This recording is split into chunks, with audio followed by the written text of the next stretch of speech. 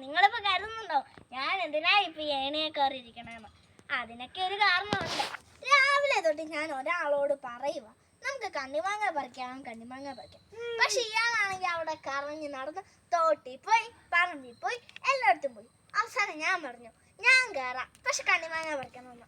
അപ്പൊ ഇയാൾ സമ്മതിച്ചു. അങ്ങനെ ഞാൻ കണ്ണിമാങ്ങ പറിക്കാൻ ഏണീന്റെ പൊക്കത്ത് ആദ്യമായിട്ട് കയറുവാണ്.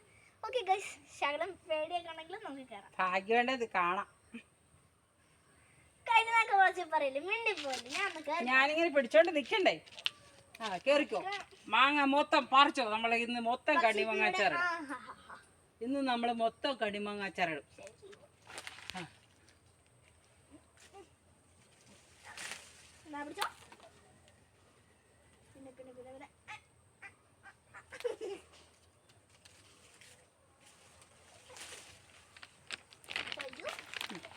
ഇപ്പോടെ കേറിട്ട് ഇതെല്ലാം പറിച്ചോടാ. തകർത്തോ? എല്ലാം പറിച്ചു.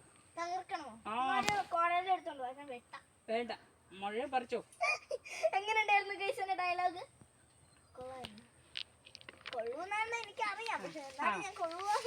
ഇതോടെ നിറച്ച് മാങ്ങയാണ്. ഞങ്ങൾ ഈ പ്രാവശ്യം മുഴുവൻ കണ്ണിമാങ്ങ അച്ചാറിടും. മണ്ടയിലുള്ളതെല്ലാം പഴിപ്പിക്കും. മാങ്ങാപ്പഴമാണെ സൂപ്പർ. മാമ്പഴ പുളിശ്ശേരിക്ക അതിലെ സൂപ്പർ. ആർക്കെങ്കിലും വേണമെങ്കിൽ മരിയാമ്മളോട് വിളിച്ചാൽ മതി, കൊണ്ട തരുവോള്.